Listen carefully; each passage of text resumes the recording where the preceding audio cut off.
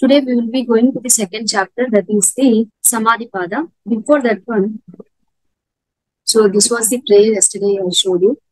And yesterday we discussed about the Shipta, Mudha, Vikshipta, Ekagra and Niruddha. These are the 5 states of the mind. And this is just a general representation to remember. So Shipta is like a monkey mind. A monkey mind in the sense the mind is restless, constantly shifting from one thought or emotions from one emotion to another, making it difficult to focus, or it is very difficult to find calmness when you are having a monkey mind. Second one was Mura. It is like a donkey mind. So it is characterized by dullness and laziness. In general, most of the human beings, they find their mind either in Shipta state or Mura state with lot of mental fatigue. That is, mental pressures will be there, lack of clarity whenever to solve the problem. And third one is Vikshipta, that we say as a butterfly mind. Sometimes it is having clarity, sometimes it is not having clarity. That means it is usually distracted mind. So this is in this state, the mind is sometimes focused, but it quickly pulls out from that focus. It will move on to different direction, like a restless butterfly jumping from one flower to another.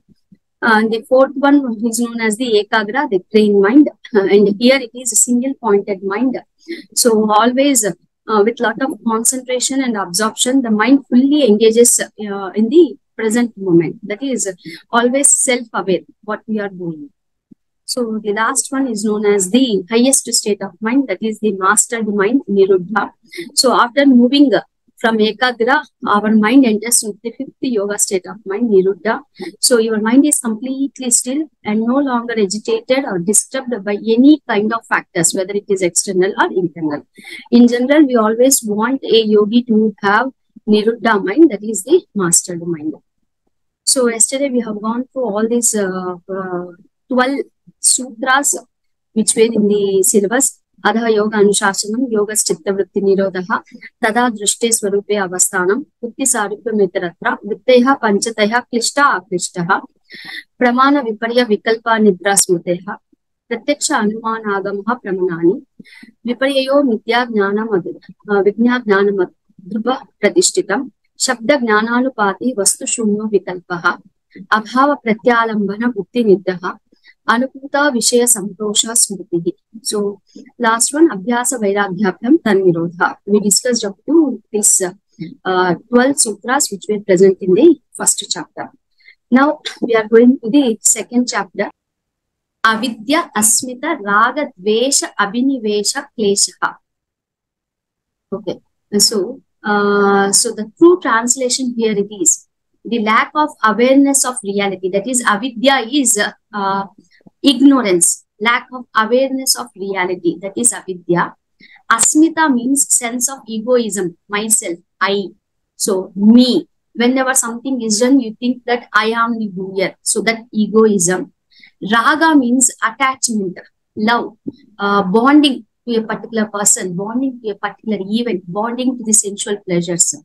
And dvesha is enmity, hatredness, having enmity with another person, having enmity to do some work. So that is dvesha, that is repulsion towards the objects. And abhinivesha, always having the fear that when I will die, the death is coming near to me. That is always you think that I want to live longer.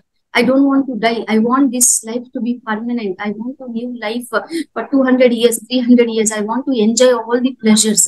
So this strong desire of attaching your soul to this particular life. So these are the 5 obstacles. Klesha, in the sense, klesha is nothing but suffering. We usually say klesha means suffering. So these are the pancha kleshas. Klesha in other way we can say as hindrances or obstacles to our spiritual goals. So these are the right English conversation or English translation.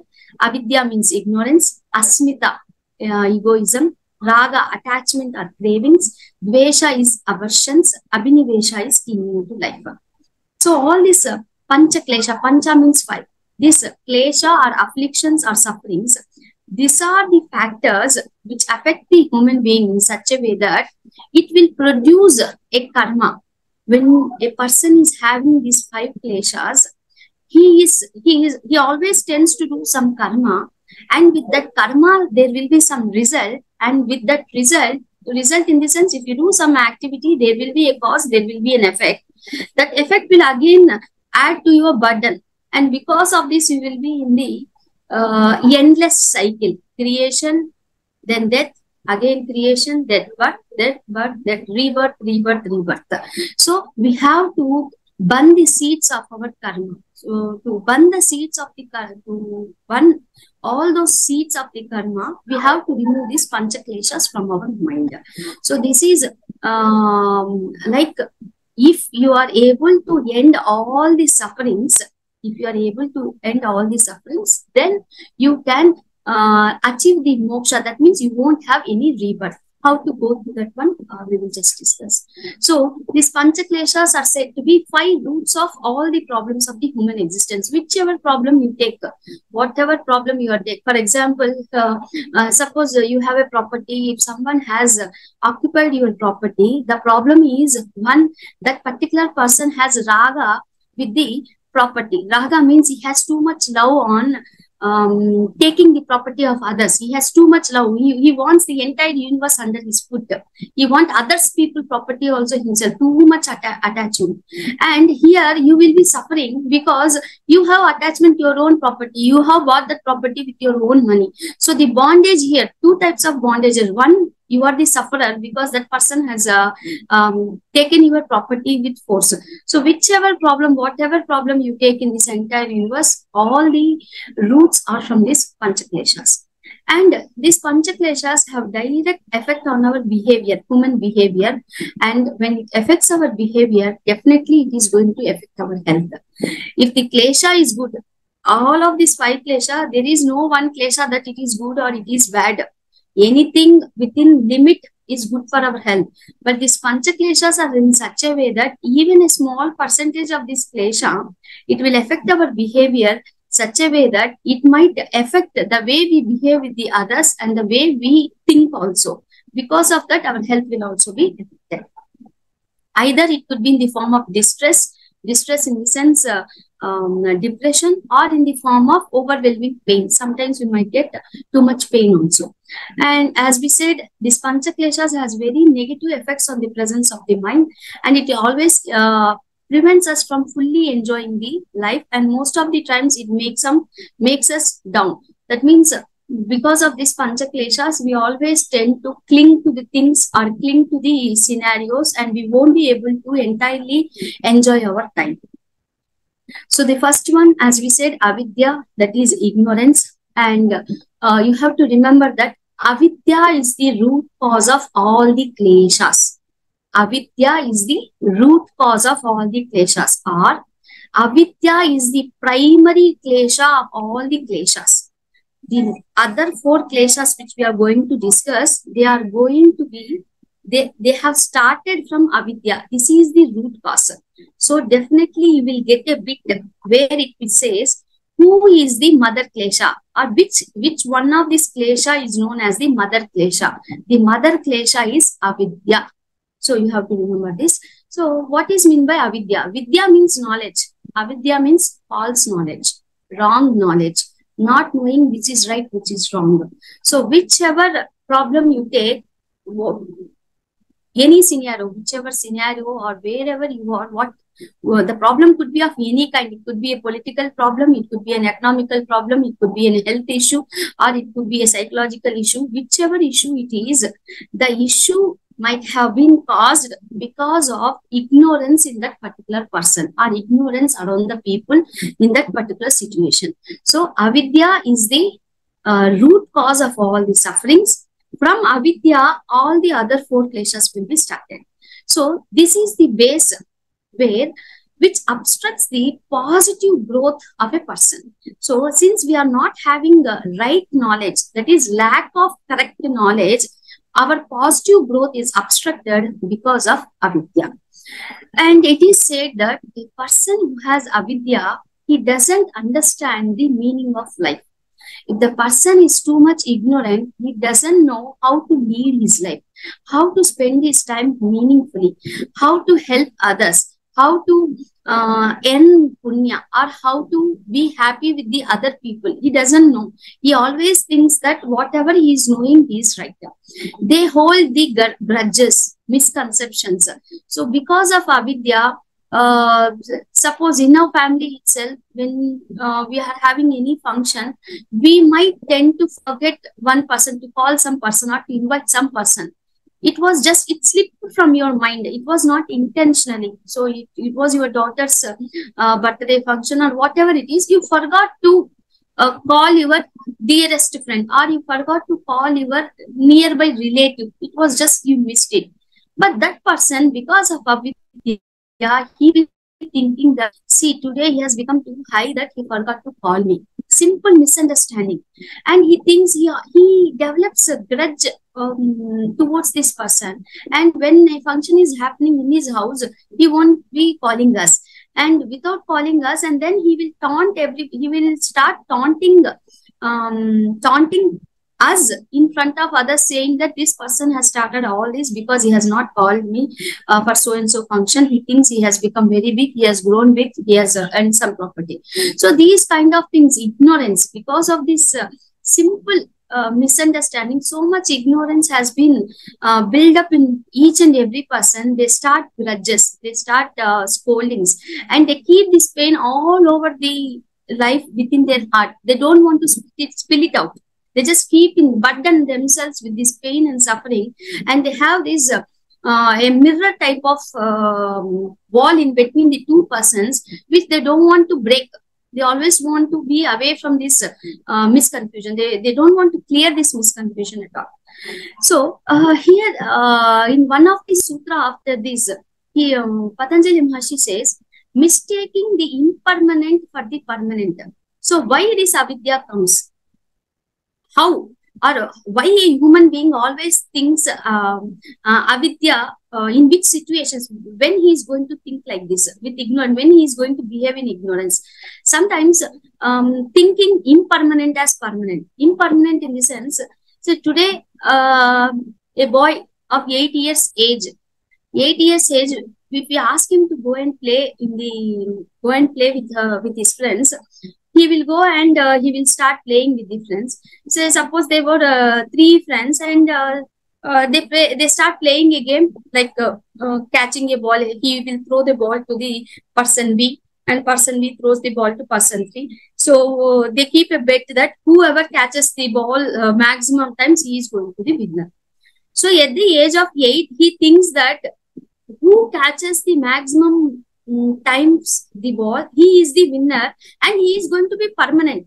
He doesn't know that this is impermanent. Today, at this moment, he might catch the ball maximum number of times. Say, if you have thrown 10 times, he might catch 9 times. This is impermanent and permanent only for that instant, that moment. The next moment, the dynamics will change.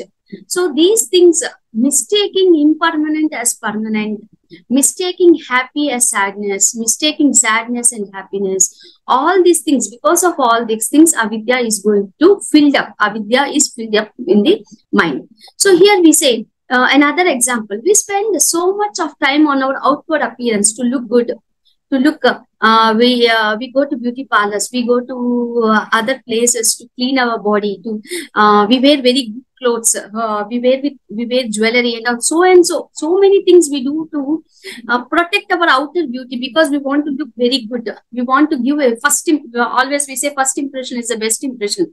We concentrate so much on the outward appearance that we fail to understand this is all temporary. Today you are 30, tomorrow definitely you are going to be 40. You might hide your outer beauty, but inner beauty, as time is passing, the organs will start doing their own work. Sometime, if not now, at least after 44, your organs will slow down. The process has started. You can't, if there is something in this world which can't be stopped, that is time. Time will start flowing. So after youth, definitely you are going to become middle age, then you will become old. So nothing is permanent in this world, and this ignorance arises of that. Second one, asmita, that is egoism. That is myself, I, me. So this asmita has arrived from the root word known as smita. Smita means usually smiling. Asmita is opposite of smiling, that is having proudness, egoism. So this egoism is nothing but it arises because of avidya. Arises because of avidya in the sense, it is me, he didn't call me. It is you who have not invited me. Me, everywhere, wherever you are speaking about a problem, you are telling, I am not happy with my work, or you were not happy with my work, that's why you have not given me promotion. I gave a paper to write an exam. You haven't wrote the exam for me. Then I have only 50 marks for you. Then you start questioning, why did you give me only 50 marks? Again, me comes in. Which go to any problem in this world, there the problem is associated with yourself, with your ego. So that egoism we should be able to remove. So what he says that we take many things too personally. Everything we take too personally, and we indulge in such a way that it arises the egoist nature of the self. We take things so personally that we are elevating our egoism. We should always decrease our egoism, but not to elevate. Elevate in the sense we are increase our egoism. We are boosting. Yes, he has not invited me, I should punish him. Yes, he has not given me, I should take him. I should give a warning. So you should not boost the egoism, but try to decrease it. So many people, very few people acknowledge that you have acknowledge that they have egoism. Many people, they say, no, I am not egoistic, but they will be behaving with egoism. Say suppose an example where he is giving, you might be going in the class where sometimes we'll be labeling people. Labeling people means if there is a person who washes his hands, he is very much particular about cleanliness. So if he comes outside, he will clean his hands. Again, if he touches some plate, again he cleans his hands. And if someone goes and sits with him, they offer him, they want to give handshake, but this person will give namaste. And when this person is coming to a group, the other persons will say, OCD guy is coming, see. We label himself because with his activities, you label him. He is a OCD person. And if there is a person who always keeps on laughing, whatever the situation it is, he just laughs. So when that person is coming around, he will say, see, the buffoon guy is coming, the clown is coming. And there might be a person who is always frowning in the sense he is always angry. Then you will say, see, that person, serious wala is coming. So we label themselves. So when you hear that label, so if I label you, and when I say that the particular person is this buffoon wala is coming, or the comedy person is coming, so you should not get irritated, or you should not get hurt. If you are hurting, means your egoism is hurt. If you are getting hurt by the name which I gave you, and if you feel bad and you want to give a retard answer to that, that means you are boosting your egoism. We should be able to decrease that one. So to not to have this egoism is to have awareness, what you are doing, why you are doing, who is responsible for that particular task. So awareness is the first step to remove the egoism. Third one, raga, attachment, bonding. And again, because of egoism and avidya, we get lot of desires.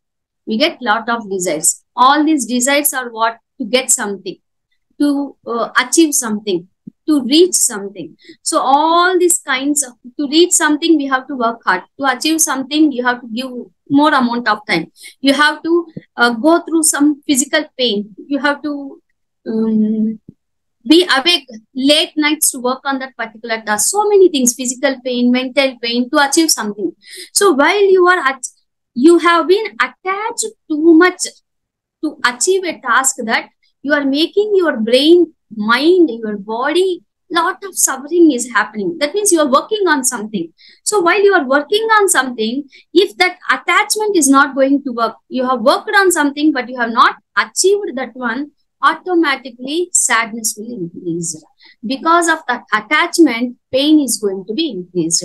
So here they give an example that attachments with your partner, attachment towards your wealth, attachment towards physical entity, these are all examples of raga kleshas.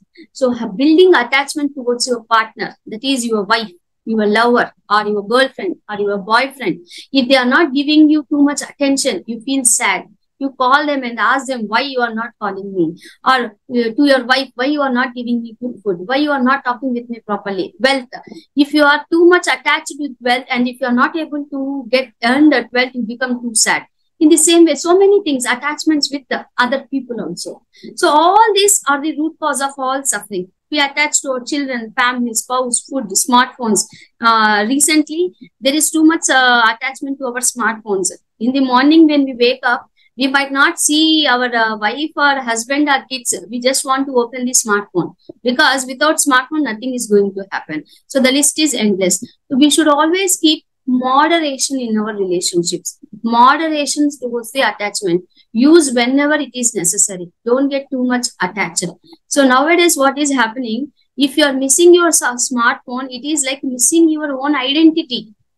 People feel that they have loosened themselves. So without not getting the smartphone, they won't do anything, because their brain has already become numb, because they can't remember all the numbers. Earlier days, some 10 years back, there used to be landlines. At least on your tongue, you used to have numbers. You can recall the number of your grandfather, mother. The telephones will be there, landlines. Now, if you ask them what is your phone, what is the phone number of your wife or husband, they are not able to recall. Already their mind has become numb. When they are attached too much with that mobile phone, with mobile phone they are paying bills, etc. So many activities. If that mobile phone is lost, your entire network is lost. Network means not the physical network, even our mental network is lost. So don't get too much attached with the other things.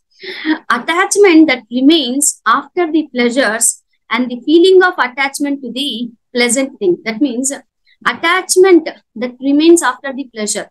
It could be a sensual pleasure. It could be pleasure from the comfort of the wealth. It could be pleasure from buying something. It could be pleasure of some event. So that pleasantness after that attachment will always make you to attach. So don't do that one. If you're too much attached for that sensual pleasures or whichever pleasure, it is going to give you pain. Vesha, hatredness, that is enmity. So everyone has, usually we ask, what are your hobbies? What are your likes? Will we stop at that point? No, we will ask what you don't like. What are your dislikes also? What don't you like in this particular person? Which kind of food you hate? So every person has likes and dislikes. So they will say, I don't like this food, I don't like this color, I don't like this relative, etc. So dveshas are nothing but strong dislikes. They just want to avoid that particular person. They don't want to talk with that person. They don't want to eat some food. This is like you don't want to go out of your comfort zone. You always like to give with particular set of friends. You don't want to go and talk with the other person. So this dvesha is also a root cause of the suffering, because we fail to notice the tremendous growth opportunity it brings with that. So if you are not liking, say, you are going you like to travel by flight. You don't want to travel by train. Only reason was because by flight you can travel, reach your destination within 3 to 4 hours. Whereas in train, you have to travel by 9 to 10 hours. And also in flight, you will be given a place where there is not so much disturbance. Comfortably you will sit and you will land. Within 4 hours, the work is done. You will be at your destination. But in the train, even when you go into the third AC or second AC, also people will be there. They will start bugging you. Sir, where are you going? From which place? They will be asking so many questions. Whereas in flight, they might not ask. There is a chance they will be asking, but the probability is very less. So one day you got an opportunity to move. You had a very important business meeting and you got a flight ticket to travel. But coincidentally, the flight was cancelled. Now you got to travel by train. Your mind is telling, I don't want to travel by train. I hate traveling by train, and you are not going to take it. If you stop going by that train, you might miss a good golden opportunity that could boost your business. So sometimes because of hatred, we might miss our growth opportunities. That is the main meaning of this. Best way to step aside to stop hatredness is to challenge yourself to face the uncomfortable situations in life rather than avoiding them. Don't always think that I don't want to talk with this person. Go and talk with him, face him, find out what is his problem with you, try to solve out that problem. Say, they have given a small example. I used to avoid an auntie because she would gossip a lot whenever she came to my house. A lady comes to your house and she always gossips about this girl, that lady, that person. One day, this guy decided to face her, and this time he was prepared and he took following conditions. So whenever that lady is talking, he is asking, is this particular instance true? Is it is good? Is it useful for you, or is it useful for me? So he was able to sort out the hatredness towards the auntie. So at the end, how to remove Dvesha is face the person, face the situation, and then try to remove the enmity from your heart. Last one, Abhinivesha, fear of death. That he is always thinking death is coming near to me. So we think that the fear of death reduces your focus. What happens if you always think of that? Your focus will be reduced, and your ability to experience the spiritual autonomy, that is the goal of yoga. So you have some target, that is you want to start a journey, spiritual growth, you want to walk on the spiritual path so that you will reach self-liberation. In the middle, you always think, okay, I have only 20 years. In these 20 years, suppose if I die within 10 years, what will happen? At where I will stop my spiritual path? How to remember that I traveled up to this point so that in the next Jarma, I will continue from that particular point. So these questions should not come into your mind. So you should think that you have an infinite life. Keep on doing your work. We don't know when we will be losing our life. If that happens, God will take care how to come to rebirth. I mean, how you are going to rebirth. At what point you have stopped your journey. From that point again you will start. You need not bother about that one. If you start living each day of your life as if it was your last, then you can overcome this fear of death. A very good point which everyone needs to practice. So always think that today is your last day in your life. As soon as you wake up in the morning, just imagine God has given you a chance that today is your last day and from tomorrow you won't be existing. So if God has given that chance, what are the things you want to do today? What are the things you want to do? You don't want to waste each and every moment. How to behave with your wife, what to give to your children, what to give to your manager, or what to give to your school teacher. As a school teacher, what to talk with your principal, what to teach the children, to your parents, to your friends. So what exactly you want to do if every person is having only one day in their life? So this gives lot of focus. This gives the priority things you need to do, so that there is no other day, right? You have to do so many things.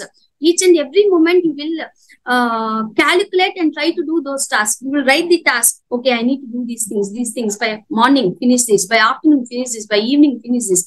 So this one, everyone needs to practice. Think that today is your last day, and then keep practicing. Do all the priority things which can be done on that day. So there is a saying, so tomorrow never comes. There might be instances where someone asks you, sir, please donate to this temple, sir. For Annadana, only 2,000 rupees, sir. We will give food to 10 people, sir. You will think, no, ma, I will give you next week. My daughter's birthday is coming. No, I will give you next month. My wife will be coming on the day. My wife's birthday is there. Like that, there might be some instances which we keep on postponing. Don't postpone. If they ask you and you have some money, donate it. Just a simple example I am giving. So always try to think that today is the last day, and good things do at a particular moment postpone. So that was, they say, priority list. We need to have a priority list and complete the things that are important. Again, there is a principle which they used to teach me in my office when I first joined my job. So our manager used to tell, As soon as you come into the office, you start writing a priority list, a list of things. In the morning, you need to do those things that which can't be postponed and that are very much important to be done on that particular day. So he has told us, prepare a list of things and make it 3 parts. The first part will be priority list. Whatever you want to do that needs to be done today, you make it in one list, all priority. Second one, these are like average. Average, we should give importance to those tasks, but it's okay if we slip also, if the task can be extended to next day or next to next day. So write those things in the second list. And the third list of things are something, the odd things which even if we don't address it today, we can address it in this week, not tomorrow or not a day after tomorrow. So in the morning, as soon as we come, after making this list, by afternoon, before your lunch, you need to finish all the things in the priority list 1. So first things finish first. Before lunch itself, we need to finish. And after lunch, from 2, he says that divide your time into 2 slots, 2 to 4 and 4 to 6.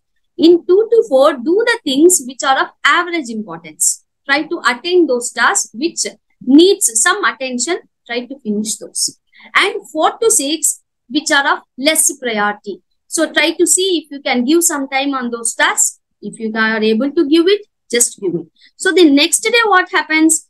Again, from according to priority, you will make the list, and some things which you haven't done from the first day, right, that will come into the second part and the third part. So in this way, we have to prepare every day so that we can complete all the tasks which are in our list. So at the end, what we are saying is that Pancha Kleshas are nothing but which bind a human being to the world. These are the Pancha Kleshas, are the bonds to the world with an individual. Of all of this, ignorance, avidya, is the root cause, and the remaining 4 kleshas are its effect. Once you begin to identify your kleshas, your sufferings through yoga practice, you have to start building them in the sense, start your practice such a way that you make your intentions better and try to remove those kleshas slowly, one by one with your practice, so that your karmas will be decreased. So each and every karma you need to decrease, you can go to the spiritual journey, go forward to the spiritual journey. So these are the Pancha Kleshas, very important topic, and this is discussed in the second Samadhi Pada.